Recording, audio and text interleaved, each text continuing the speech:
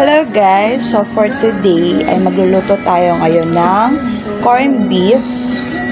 Ay ang halo ay repolyo. So simple lang ulam natin for today kasi kahapon, 'di ba? Nakapagluto na naman ako ng masarap na ulam namin ng aking anak. So ito yung magigisa na ako ng sibuyas at bawang. Tapos, ang main ingredient natin ay corned beef, carne norte. Ayan. Binuksan ko na. So, ililipat na lang natin dito. Ayan. Ihalo na natin siya.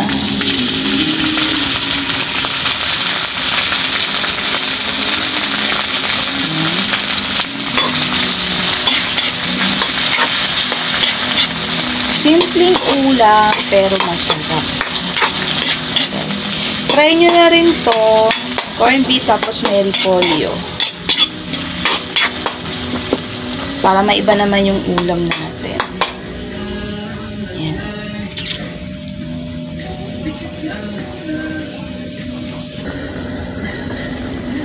So, haluin na natin siya. Hindi ko pa ito nilalagyan ng asin at paminta. So, lagyan na natin ngayon. Konti na lang pala yung paminta. Bibili pa tayo. So, lagyan ng asin.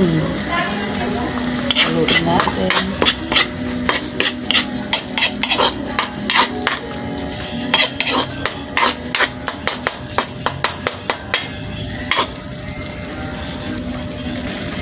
Tapos haluin na natin yung tinadtara na natin na repolyo. Ayan guys. Repolyo. Haluin na natin.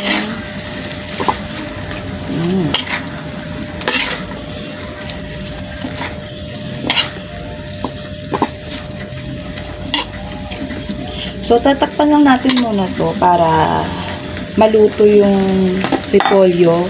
Tapos, pag naluto na yung repolyo, magdagdag na lang tayo ng tubig. Haluin muna natin.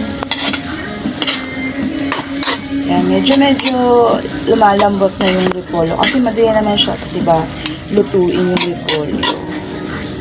So, lagyan natin ng tubig. Siyempre, tamang tubig lang. Tamang tubig. Yan. Kayo na po bahala kung gaano karami yung sabaw sa inyo.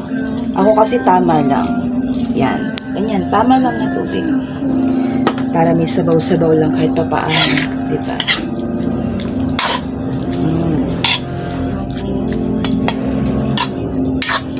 Siyempre, lulutuin pa natin ito. Papakuluin hanggang sa maluto siya.